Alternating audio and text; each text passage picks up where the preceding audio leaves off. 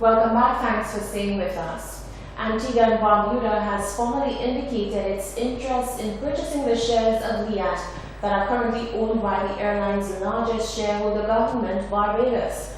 Prime Minister Gaston Brown told the Antigua Observer that his government submitted a document indicating its expression of interest to authorities in Barbados, and he is expecting a favorable response.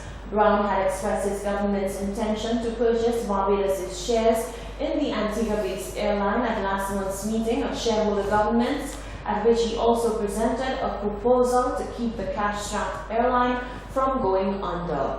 Barbados' Prime Minister Mia Mottley was not at the meeting, but the country's representative indicated he would raise the issue with her on his return.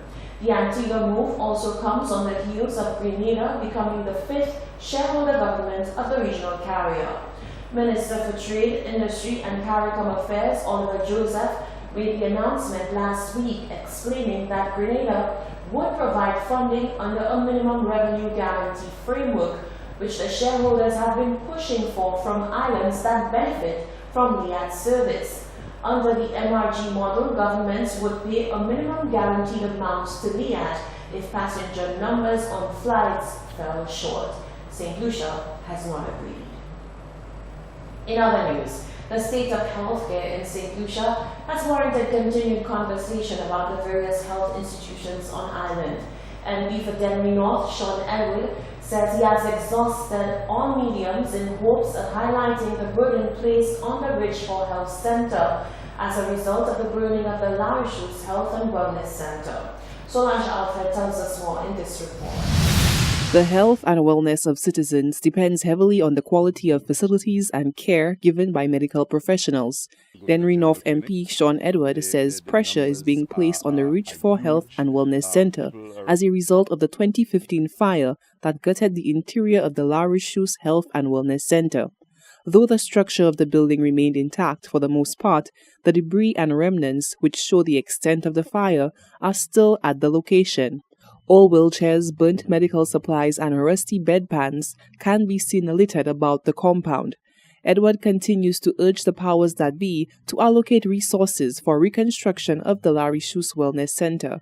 However, he says his pleas are being ignored. To date, it appears as if my cries have fallen on deaf ears where the rehabilitation of the Larishus Health Center is concerned.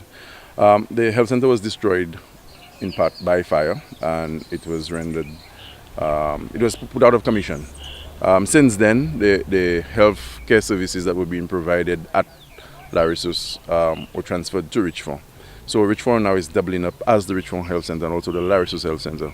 Of course, with a much wider catchment area. So you can well imagine the numbers that descend on Richford weekly. On a Tuesday, when most persons go to the general clinic, the numbers are huge. People arrive at the Richford Health facility as early as 5 in the morning to get a number to ensure that they get out of the place as early as possible. The doctors and other healthcare professionals are under a tremendous amount of pressure given the numbers they've had to deal with. And I have used almost every media available to me to try and get the government to do something about that particular situation. Edward is adamant that if the will was present to fix the situation, it could have been addressed a long time ago. Prior to the elections, there would have been an allocation in the budget funded with grant from the Republic of China, Taiwan. There was an amount in there for the rehabilitation of the Larishus Health Center.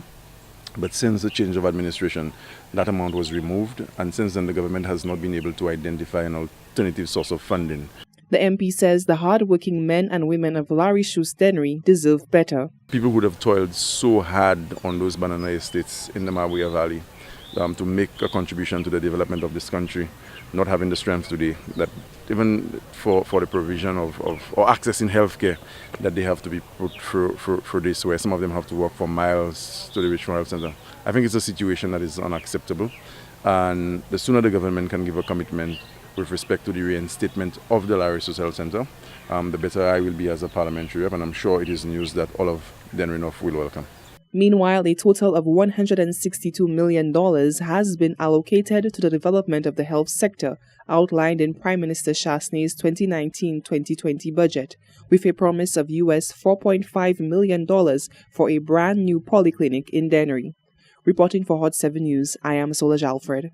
He is well known for many calypso hits, including Maliwe. Herman Ashanti Hippolyte, a seasoned calypsonian and avid contributor to the arts and culture in St. Lucia, says members of the public can look forward to his melodious vocal stylings in 2019. The singer, who is no stranger to the calypso limelight, says he's looking to dive into another genre of music come Carnival 2019. About Carnival in 2019, that's expected. I come in like fireworks this year, trust me, because my writer is Trevor Anthony, better known as Jati, and trust me, Jati, we come back real serious. As a matter of fact, I'll be releasing by next week, hopefully next week, because Wednesday, tomorrow night is the last time I'm going to give the last touch of the song. So celebration, just look out for it and look out for the Ashanti. I also want to say to the soca fellas that the Ashanti in the soca to this year. So just look out for the Ashanti and expect something real good from me. Trust me, for this season, I'm not eating nice, I'm good. The Ashanti says the goal is to work tirelessly with his writing team to produce a sound that will embody all things amazing. However, the soca scene has giants of its own who have carved their name in the tapestry of St. Lucian soca, with the likes of Ricky T, Ezra the Fun Machine, and others. So, Ashanti has some stiff competition ahead. Hackers were able to remotely install surveillance software on phones and other devices using a major vulnerability in messaging app WhatsApp. WhatsApp, which is owned by Facebook, said the attack targeted a select number of users and was orchestrated by an advanced cyber actor. A fix was rolled out on Friday. On Monday, WhatsApp urged all of its 1.5 billion users to update their apps as an added precaution. The surveillance software involved was developed by Israeli firm NSO Group, according to a report in the Financial Times. Facebook first discovered the flaw in WhatsApp earlier in May. WhatsApp promotes itself as a secure communications app because messages are end-to-end encrypted, meaning they should only be displayed in a legible form on the sender or recipient's device. However, the surveillance software would have let an attacker read the messages on the target's device. Some users of the app have questioned why the app's stored notes associated with the latest update are not explicit about the fix.